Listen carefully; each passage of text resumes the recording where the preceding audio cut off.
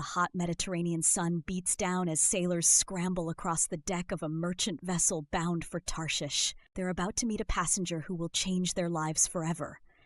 A man named Jonah, desperately trying to escape his divine mission.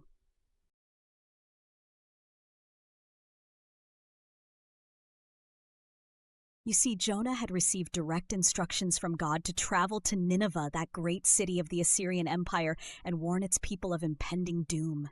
But Jonah wanted nothing to do with it. Instead of heading east to Nineveh, he boards this ship sailing west, believing he can somehow flee from God's presence. But the sea knows better. Soon, massive waves crash against the vessel as a furious storm threatens to tear it apart. The seasoned sailors who've seen everything the Mediterranean can throw at them are terrified.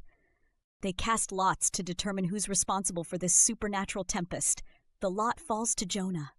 When questioned, Jonah confesses everything.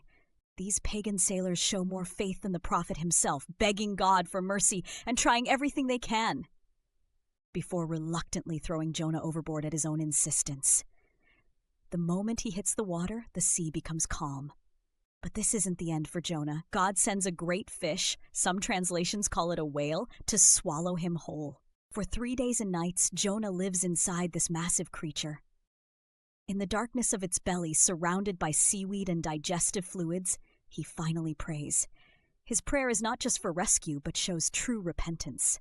The fish then vomits Jonah onto dry land. Given a second chance, he finally travels to Nineveh.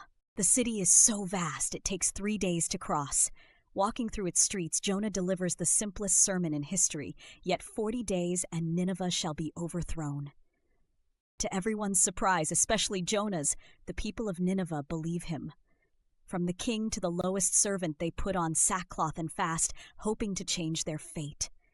And it works. God sees their genuine repentance and spares the city. And there the story ends, with a question that echoes through the centuries. Can we learn to extend the same mercy to others that God extends to us? The tale of Jonah, this reluctant prophet who tried to run from God, continues to challenge readers with its timeless themes of mercy, obedience, and the limits of human understanding. But Jonah is furious. He builds a shelter outside the city and sits there angry that God showed mercy to his enemies.